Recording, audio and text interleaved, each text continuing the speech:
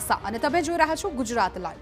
દેશમાં ભલે ચોમાસું વહેલું પહોંચી ગયું હોય, પરંતુ ગુજરાતમાં ચોમાસું આવવાની હજી થોડી રાહ છે। હજુ પણ ખેડૂતોએ રાહ જોવી પડશે। 10 થી 15 દિવસ સુધી ગુજરાતના ખેડૂતોએ ચોમાસાની રાહ જોવી પડી શકે છે। બંગાળની ખાડીમાં ડિપ્રેશનને કારણે ધીમી પડી છે ચોમાસાની ગતિ।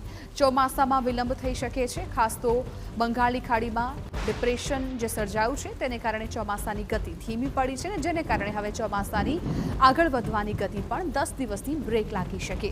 પરિણામે ગુજરાત સહિતના રાજ્યોમાં ચોમાસાના આગમનમાં વિલંબ થઈ શકે। ડિપ્રેશન ચોમાસાને ઉત્તર ભારતને બદલે વિરુદ્ધ દિશામાં ખેંચશે।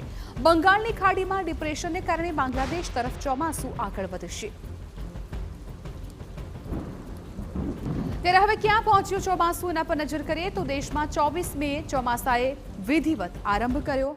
અત્યાર સુધીમાં 17 રાજ્યોમાં ચોમાસાએ સત્તાવાર રીતે દસ્તક આપી દીધી છે। ચોમાસું હાલમાં પૂર્વોત્તરના રાજ્યોને આવરી લઈને પશ્ચિમ બંગાળ સુધી પહોંચી ગયું છે। રાજ્યોની વાત કરવામાં આવે તો કેરળ, કર્ણાટક, તમિલનાડુ અને ગોવામાં આ ચોમાસું પહોંચી ગયું છે, અને આ સાથે જ મુંબઈ અને અડધા મહારાષ્ટ્ર સુધી પણ ચોમાસું પહોંચી ગયું છે। માત્ર 6 દિવસમાં દેશમાં 33% જેટલો વરસાદ નોંધાયો છે। આ આંકડો સામે આવ્યો છે। અરબી સમુદ્રમાં સર્જાયેલું લો પ્રેશર નબળું પડતા ચોમાસાની ગતિ અટકી ગઈ છે।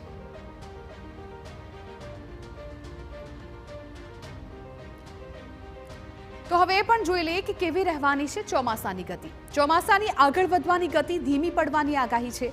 ડિપ્રેશનને કારણે સાગર દ્વીપ થઈ બાંગ્લાદેશ તરફ ચોમાસું આગળ વધશે।